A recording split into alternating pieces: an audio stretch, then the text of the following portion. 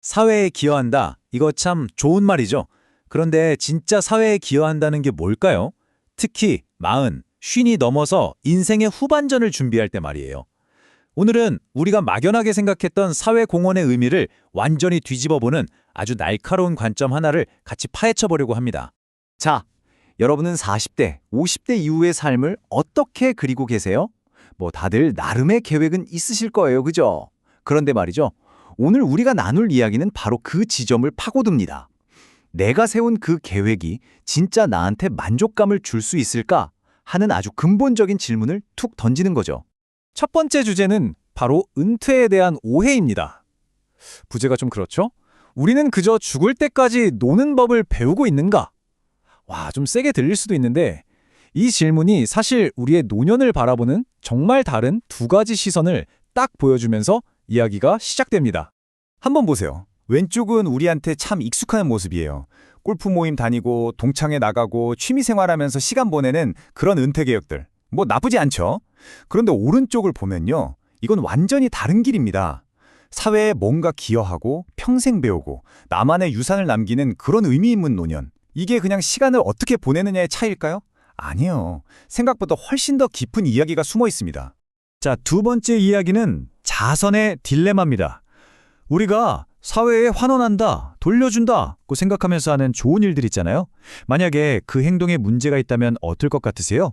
사회 공헌하면 딱 떠오르는 게 바로 자선인데 바로 이 선한 행동이 글쎄요, 생각지도 못한 부정적인 결과를 만들 수도 있다는 거죠. 와, 당신은 돕는 게 아닙니다. 그저 거지를 만들어낼 뿐입니다. 이 말 진짜 날카롭지 않나요? 이 말이 나온 배경이 바로 무료 급식소 이야기예요. 정말 좋은 의도로 시작한 일이 어떻게 문제를 만들어낼 수 있는지 아주 적나라하게 보여주는 예시죠. 한번 보세요. 처음엔 50명한테 밥을 주는 아주 작은 친절로 시작했어요. 그런데 불과 2주 만에 200명, 한 달 뒤엔 400명, 두 달이 지나니까 무려 1000명으로 늘어납니다. 이게 그냥 와, 더 많은 사람을 돕게 됐네, 이게 아니라는 거예요. 이게 바로 의존성의 악순환이 시작됐다는 신호입니다. 사람들이 스스로 일어설 생각을 하기보다는 그냥 도움을 기다리게 되는 그런 시스템이 만들어져 버린 거죠. 물론 그렇다고 해서 그럼 돕지 말라는 거냐? 이건 절대 아니에요. 핵심은 베푸는 행동 그 자체가 문제가 아니라는 겁니다. 진짜 문제는 이 문제를 근본적으로 해결할 설계가 없었다는 거예요. 그러니까 그냥 밥 한 끼 주는 걸로 끝나는 게 아니라 이 사람들이 다시 일어설 수 있는 시스템 자체를 고민해야 한다는 거죠. 그래서 세 번째 이야기는 바로 그 복지를 위한 새로운 설계입니다. 원조가 아니라 자립으로 패러다임을 완전히 바꾸는 거죠.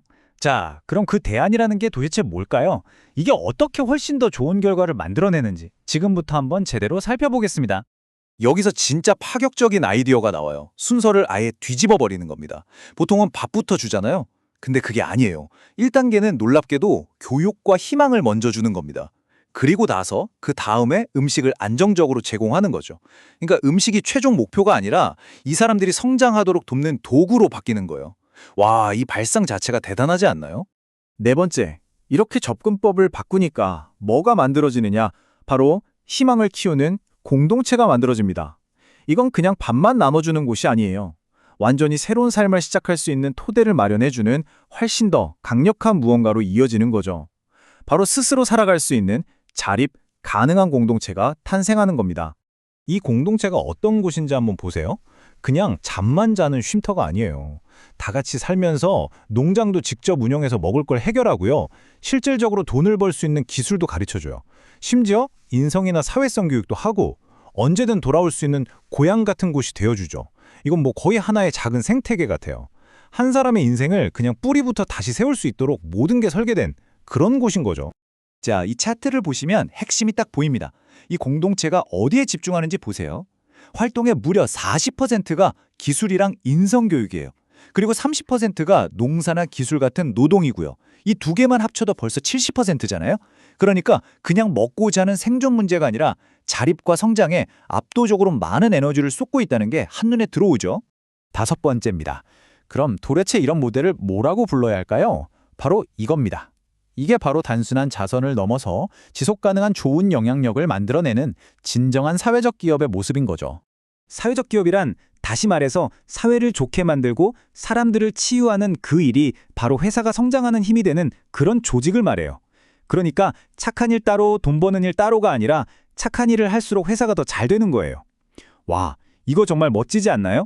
착한 일과 성공이 하나가 되는 시스템이라니. 이 표를 보시면 두 가지의 차이가 정말 명확하게 보입니다. 목표도 다르고 방법도 다르고 결과도 완전히 다르죠. 그런데 제가 생각하기에 가장 결정적인 차이는 바로 이 마지막 초점이에요. 기존의 자선이 내가 무언가를 주는 사람의 행위에 초점에 맞춰져 있었다면 진정한 사회적 기업은 철저하게 받는 사람이 어떻게 성장할 것인가 여기에 모든 걸 집중한다는 거죠. 그리고 진짜 흥미로운 게 뭐냐면요. 이게 그냥 좋은 말이네 하고 끝나는 이상적인 얘기가 아니라는 거예요. 실제로 이런 공동체를 만들 수 있는 길이 있다는 거죠.